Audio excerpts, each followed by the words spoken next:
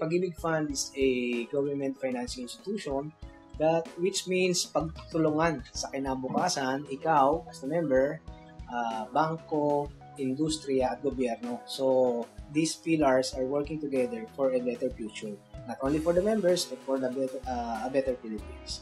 Now, Pag-ibig has two mandates. One is savings. Of course, dyan po yung monthly savings natin pumapasok. And the other mandate is yung housing finance. So ito naman po ay benefit ng ating membro na matulungan ng Pag-ibig magkaroon ng kanilang bahay. Now, insofar as yung housing benefit is concerned, napakadali lang naman na makaka-avail ng Pag-ibig Housing Loan sa Pag-ibig Fund.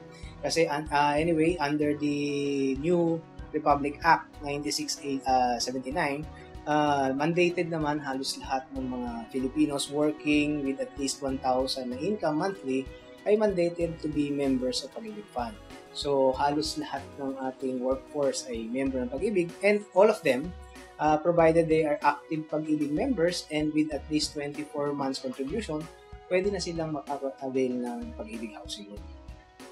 Yung sa Pag-ibig, ang determination ng loan amount would be based on the following. One is your capacity to pay, which means titignan natin yung income mo. Now, second criterion is yung kung appraisal ng property na bibili nyo or yung cost of construction kung ito ay house construction. And then of course, based dun sa contribution nyo, if ever ang inyong contribution ay mas malaki yung entitlement nyo sa Pag-ibig Fund. And then of course, another thing is yung need. Ano yung need? That would be based on, let's say, the contract price ng property na bibilin or yung amount of, kung magkano yung construction ng property.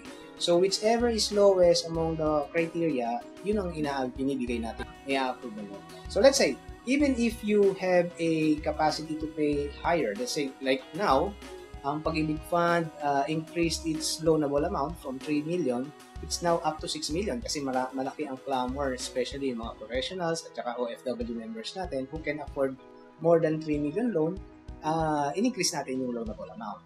So even, let's say, even if your capacity to pay allows you for a, say, 4 million loan, pero yung bilihan lang ng property is around 2 million, that's the contract of selling the property, 2 million lang yung basis natin. Provided, of course, pasok din sa 2 million yung appraised value ng property.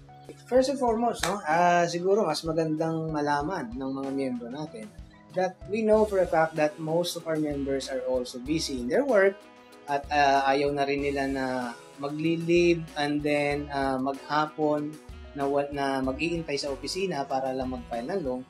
What Pag-ibig did is we added another feature ng service namin, which is the online housing loan application. Meaning, parang yung sa DFA, by appointment, if you file online, ikaw na mismo mag-choose nung date when you would go to the office to actually file the loan. So it will take you around siguro less than 30 minutes. Pwede ka na bumalik sa office mo. So you did not go on leave for that. So convenience on the part of the member yan.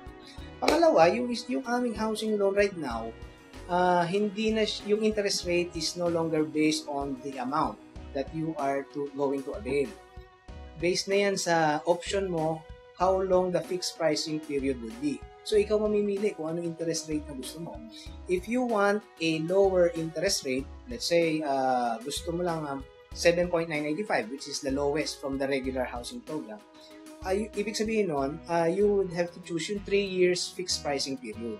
So for 3 years, yun yung interest rate mo. And if ever dumating yung panahon after 3 years, i-evaluate ulit namin yung loan mo kung ano yung interest rate at that time, yun na yung magiging interest rate mo. But if you want to have a longer fixed pricing period, if you think that our interest rate for a 5-year fixed pricing period or 10-year fixed pricing period is good enough at safe ka na doon at whatever happens to the interest rate sa market, at least ikaw nandun na doon sa safe side of having a fixed interest rate, pwede mong piliin yon. Fact is, maraming Pag-ibig members na nag-avail before sa iba are coming in now to Pag-ibig to request for us to refinance yung kanilang loan. After being there for 1 or 2 years, lilipat sila sa Pag-ibig Fund. Because sa Pag-ibig kasi, we also accept refinancing of existing loan.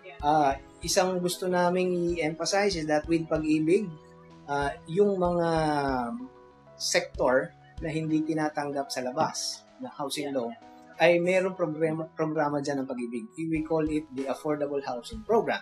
This is actually for our members na minimum wage earners. Yan, maaari sila mag-avail of our Affordable Housing Program for as low as 4.5 or up to 6.5% fixed for 10 years. Fixed for 10 years yan. Pero ang term nito ay 30 years din. So, only after the 10th year, tsaka lang siya babaguhin yung interest rate. For our members, every time you, let's say, nag-decide po kayo na kayo ay mag-avail ng housing loan, i-try nyo pong tignan yung programa ng Pag-ibig because with us, we believe that we have the best offer. Hindi lang po yung interest rate namin ay napakababa, as low as 4.5 to 6.5 for the Affordable Housing Program, and as low as 7.985 for the regular program. Kami rin po ay nagbibigay ng pinakamahabang termino ng pagbabayad. Kasi with others, they can give you as much as 25 years to pay. Ngayon, para sa amin, sa Pag-ibig, sa atin po, sa Pag-ibig Fund, ay pinahaba natin para lalong mas mapagaang yung monthly amortization ng ating mga